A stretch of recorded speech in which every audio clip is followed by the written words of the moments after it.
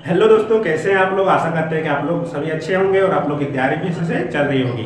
तो आज दोस्तों हम लोग एक आज नए टॉपिक पर बात करने वाला है जिसका नाम है सीईटी एग्जाम। ठीक है, तो देखिए सीईटी एग्जाम होता क्या है, इसको कौन कंडक्ट कराने वाला है, इसका सिलेबस क्या रहने वाला है, इसका फॉर्म कैसे भरा जा सकता है, इसका एडमिट कार्ड कैसे डाउनलोड किया जा सकता है, या फिर इसका एग्जाम आप लोग कहाँ होगा, या फिर इसको देने से आपका क्या फायदा होने वाला है, संपूर्ण जानकारी आज हम लोग आपको देने वाले हैं। ठीक है, तो हमारे वीडियो में आप लोग शुरू से अंत तक बने रहिएगा और हमारे द्वारा जो आपको जानकारी दिया जा रहा है उसका ध्यान से सुनिएगा। ठीक है दोस्तों, तो चलिए शुरू करते हैं आज का चर्चा जो सीईटी एग्जाम पर आधारित है। ठीक है, देखिए सीईटी का जो एग्जाम है वो एसएससी के माध्यम से एनआरए करवाने जा रहा है। तो आप लोग बोलिए कि एनआरए क्या होता है, तो हम लोग बात करें एनआरए के बारे में। ठीक है, एनआरए एक एजेंसी है जिसका पूरा नाम होता है नेशनल रिक्वायरमेंट एजेंसी। तो नेशनल रिक्वायरमेंट एजेंसी आने वाले समय में सीईटी एग्जाम को लागू करने जा रहा है। ठीक है, तो इसके बारे में आज हम लोग बात करने वाले हैं। ठीक है दोस्तों, देखिए सबसे पहले हम लोग बात करेंगे कि सीईटी एग्जाम होता क्या है। ठीक है, सीईटी एग्जाम क्या है, तो सीईटी एग्जाम क्या है दोस्तों। देखिए आप लोगों में से तो अधिकतर लोगों ने सुना है कि सीईटी एग्जाम होने जा रहा,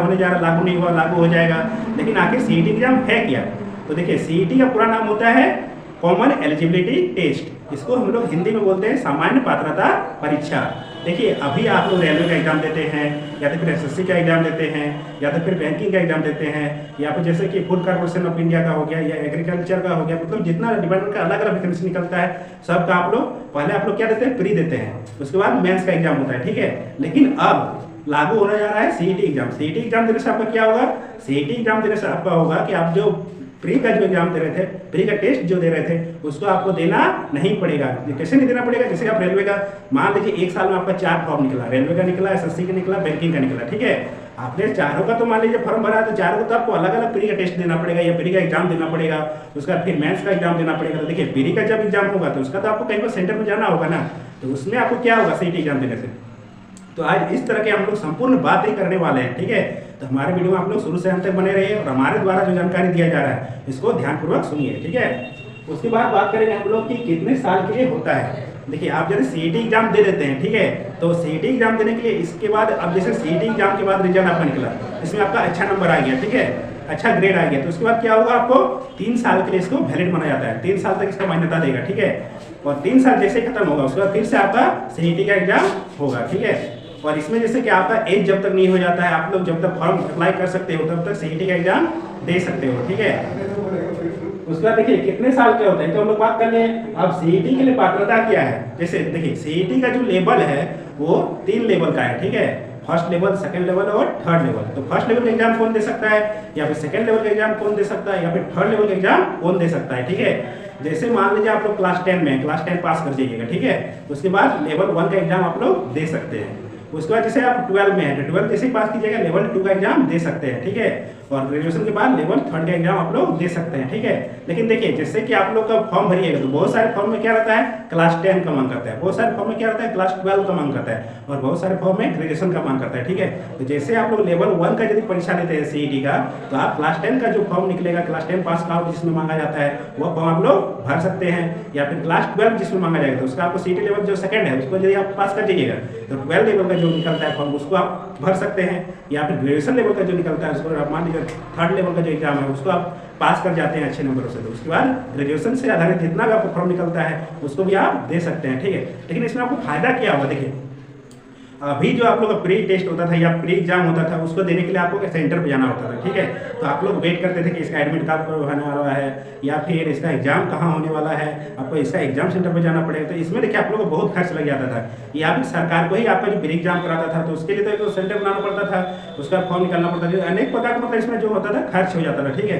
तो सरकार का भी इसमें बचत हो जाएगा और आप लोगों का भी इसमें बचत हो जाएगा। अब बोलिए कि हम लोग क्या बचत होने वाला है, तो देखिए आप जब सेंटर में परीक्षा देने जाते थे तो आपके पास तो कम से कम कुछ पैसे होने चाहिए, कहीं पर आने जाने के लिए खर्च है, मान लीजिए वहाँ पर आप गए तो खाने पीने में कुछ खर्च हो गया, या एडमिट कार्ड वगैरह डाउनलोड किए थे उसका खर्च हो गया, तो अब आपका क्या होगा, ये ना बच जाएगा। क्यों, देखिए साल भर में मान लीजिए आप लोग 4 वैकेंसी निकलता है, चारों फॉर्म आपने भर दिया, जैसे रेलवे का हो गया, एसएससी का हो गया, बैंकिंग का हो गया, या तो फिर एफसीआई या कुछ भी मतलब किसी का भी। ठीक है, तो उसमें आप लोग फॉर्म भरते थे, चारों में आप लोगों को तो मान लीजिए प्री एग्जाम देना पड़ेगा, लेकिन अभी यदि आप सीईटी का एग्जाम दे देते हैं तो उसको 3 साल के लिए वैलिड माना जाएगा, मतलब 3 साल तक आपको इसका जो प्री एग्जाम होने वाला है वो एग्जाम आपको देना नहीं पड़ेगा, मतलब डायरेक्ट आप सेकंड लेवल का जो एग्जाम होता है उसमें आप लोग क्वालिफाई कीजिएगा। तो आप लोगों का प्री एग्जाम का जो खर्च था वो तो बच गया, अब देखिए प्री एग्जाम जो सरकार कराती थी, ठीक है, तो सरकार का भी इसमें जैसे कि क्वेश्चन पेपर हुआ, आंसर शीट हुआ या ओमार शीट हो गया, ये सब निकालने में तो सरकार का भी तो खर्च होता था। या फिर ऑनलाइन एग्जाम होता था तो ऑनलाइन एग्जाम का भी उसका सेंटर वगैरह जितना था उसको हेल्प करने के लिए उसको भी तो कम से कम कुछ खर्च होता है, बहुत कुछ खर्च हो जाता था उसका, ठीक है।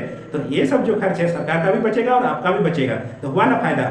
अब आपको साल भर में 4 गो परीक्षा प्री एग्जाम नहीं देना पड़ेगा, आप डायरेक्ट किसी भी एग्जाम में आप क्वालिफाई कर सकिएगा। तो इसमें तो आपका भी फायदा हुआ कि ज़्यादा से ज़्यादा आपको प्री एग्जाम देना नहीं पड़ेगा, आप एक जो दे दिए सीईटी का, उसके बाद डायरेक्ट आप सेकंड लेवल का एग्जाम में क्वालिफाई करने के लिए पहुंच जाइएगा, ठीक है। तो इससे क्या है, इससे मतलब हम लोग पता चलता है कि सीईटी एग्जाम हम लोग के लिए बहुत फायदेमंद है, ठीक है। उसके बाद देखिए हम लोग बात करेंगे सीईटी का सिलेबस, ठीक है।